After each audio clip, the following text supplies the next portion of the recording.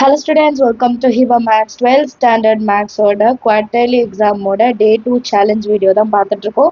Last வீடியோல chapter 1 2 3 ஓட 2 mark question கொடுத்துருந்தேன். ஸோ நம்ம எப்பவுமே எக்ஸாம் அப்போ 2 மார்க் எது 3 மார்க் எதுன்னு நிறைய கன்ஃபியூஸ் ஆகும். ஸோ நான் முன்னாடியே கொடுத்துட்றேன். ஸோ நீங்கள் புக்கில் மார்க் பண்ணுங்க, இதெல்லாம் 2 மார்க், இதெல்லாம் 3 மார்க், இதெல்லாம் 5 மார்க். படிக்கும் போது ஃபர்ஸ்ட் 2 மார்க் எல்லாம் ஃபர்ஸ்ட் படிங்க, அப்புறம் 3 மார்க் படிங்க, அப்புறம் 5 மார்க் படிங்க. ஈஸியாக இருக்கும். நம்ம 5 மார்க்கே படிச்சு 2 மார்க் 3 மார்க் படிக்காம என்ன ஆகும் தெரியுமா? 5 மார்க்ல ஃபுல் மார்க் வந்துடும். ஆனால் 3 மார்க் 2 மார்க் பார்த்தீங்கன்னா அதோட மார்க் ரொம்ப டவுனாக இருக்கும், கம்மியாக இருக்கும்.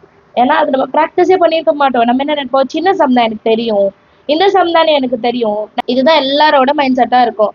ஆனால் 2 மார்க் 3 மார்க்கும் முக்கியம் தான், அதோட மார்க்கும் தான் நமக்கு எடுத்துப்பாங்க.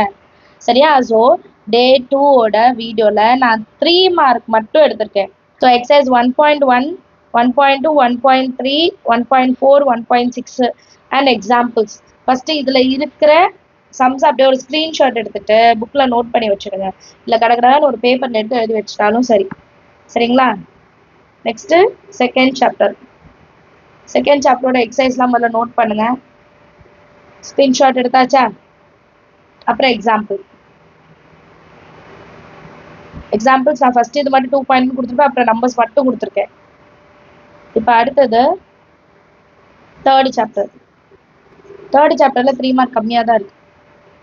ஸோ இப்போ டே 2வை பொறுத்த வரைக்கும் நான் சொன்ன விஷயத்த நீங்கள் கம்ப்ளீட் பண்ணிட்டீங்கன்னா ஃபஸ்ட்டு 3 சாப்டர்ஸோட 2 மார்க் 3 மார்க் முடிச்சிருக்கலாம். இது ஆல்ரெடி இந்த சம்ஸ் எல்லாம் உங்களுக்கு நல்லாவே தெரியும், ஆனால் நீங்கள் ஒரு வாட்டி எழுதி பார்க்கணும், அதுதான் முக்கியம். ஒரு வாட்டி கண்டிப்பாக எழுதணும், எழுதி பாருங்கள், அப்புறம் ஒரு வாட்டி டெஸ்ட் எழுதி பாருங்கள். நீங்கள் செல்ஃபாக டெஸ்ட் எழுதுனா மட்டும்தான் நீங்கள் எய்ம் பண்ண மார்க் எடுக்க முடியும். ரைட்டா? ஸோ நான் கொஷின்ஸ் கொடுத்துட்டேன். டே 2க்கானது. டே 1 முடிச்சிட்டிங்கன்னா மறக்காமல் கமெண்ட் செஷனில் சொல்லிடுங்க, நான் டே 1 முடிச்சிட்டேன் அப்படின்ட்டு. அண்ட் டே 2 வந்து ஃப்ரைடே அண்டு சாட்டர்டே 2 நாள் எடுத்துக்கோங்க, ஃப்ரைடே அண்ட் சரிங்களா. சண்டே வந்து நான் 5 மார்க் தரேன், ஏன்னா 3 மார்க் நிறைய இருக்கிற மாதிரி உங்களுக்கு தோணுச்சுன்னா 2 நாள் டைம் எடுத்துக்கோங்க.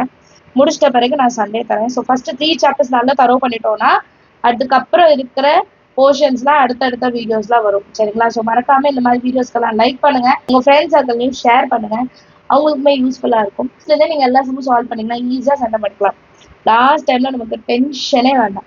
சரிங்களா? All the very best. எல்லா சம்ஸும் ஒர்க் அவுட் பண்ணி பாருங்கள். சண்டே உங்களோட டே 3ஓட சேலஞ்ச் வரும். ஒரு சில ஸ்டூடெண்ட்ஸ் கேட்குறீங்க, எங்களால் வீக் டேஸில் பண்ண முடியல, ஏன்னா ஸ்கூல் ஹோம்ஒர்க் நிறைய இருக்குது, அசைன்மெண்ட்ஸ் நிறைய இருக்குது அப்படின்னு சொல்கிறீங்க. அப்படின்னா நீங்கள் இந்த டே 1 டே 2 ஓடலாம் எடுத்து சண்டே ஒரு நாள் வச்சு நீங்கள் முடிக்க பாருங்கள்.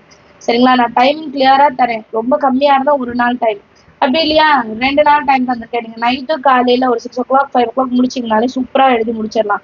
ஃபஸ்ட்டு அந்த மைண்ட் செட் கொண்டு வாங்க, இந்த டே சேலஞ்சை நான் எடுத்துக்கிறேன், என்னால் மேக்ஸில் வந்து ஒரு நாளைக்கு ஒரு 10 சம் என்னால் போட முடியும், நான் ஒர்க் அவுட் பண்ணுறேன், குவார்ட்டர்லியில் என் மார்க்கு போன எக்ஸாமை விட 10 மார்க்காக கண்டிப்பாக இன்க்ரீஸ் ஆகிருக்கும் அப்படின்ட்டு நீங்களே உங்களுக்குள்ள ஒரு எய்ம் வச்சுக்கோங்க. கண்டிப்பாக அது ஹெல்ப் பண்ணும். சரிங்களா?